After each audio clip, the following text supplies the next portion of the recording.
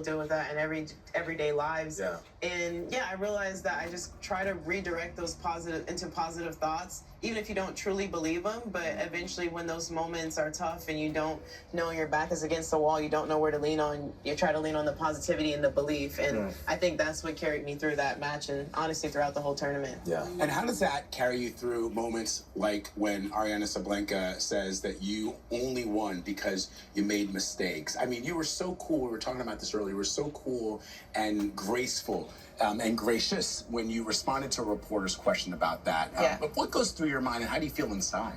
Yeah, I mean, I was a little bit surprised, but at the end of the day, I mean, it was a tough conditions and a tough match. And for me, I know when I stepped on the court, I'm from Florida, I played in the wind a lot. And I know that when I play on a windy day, you're not going to win by hitting winners. You're not going to win by playing pretty tennis because the ball is moving, your footwork, everything is just feels like you're in space and you don't know what is happening. But yeah, I mean, honestly, and also when you're playing Irina, she's such a tough hitter, so you know she's going to hit winners. So you kind of have to make her make those mistakes. So I think everything that I did was for a reason and for a purpose. And yeah, that's how I needed to play today. I knew that mentally going on court, that's what I needed to do. And yeah, if it went her way, I would have credited her as well. So, but yeah, I think it was just high on emotions. So I'm giving her the benefit of the doubt. I know it was a tough loss. I've lost in the Grand Slam final before.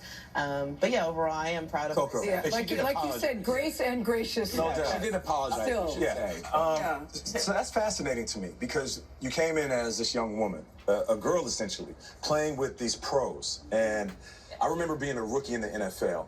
And for a large part of my mindset was I was just happy to be there. And then a few years in, it sank in that I belong here. Yeah. And I started to hear more clearly what people were saying about me. And that turned like my perspective in competition. Do you feel that way now as a woman in this sport versus being a young lady in the sport? Yeah, honestly, I think I started off believing that I belonged there. I felt like that youthful ignorance in a way. Then as I got on tour and more aware of social media, press, and things like that, I was like, well, maybe I don't belong. And I felt, there was a lot of comments about my game style and things like that.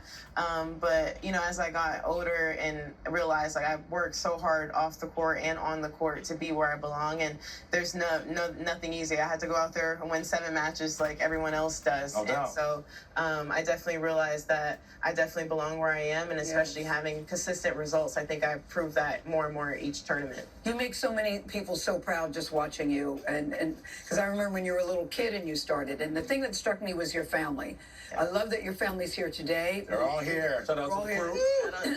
When you There they are. you were looking in the stands, I just assumed that you were looking at them. Yes. I love that your mom was telling me that she listens to gospel music. Your dad said he has to watch with the sound down. Yes.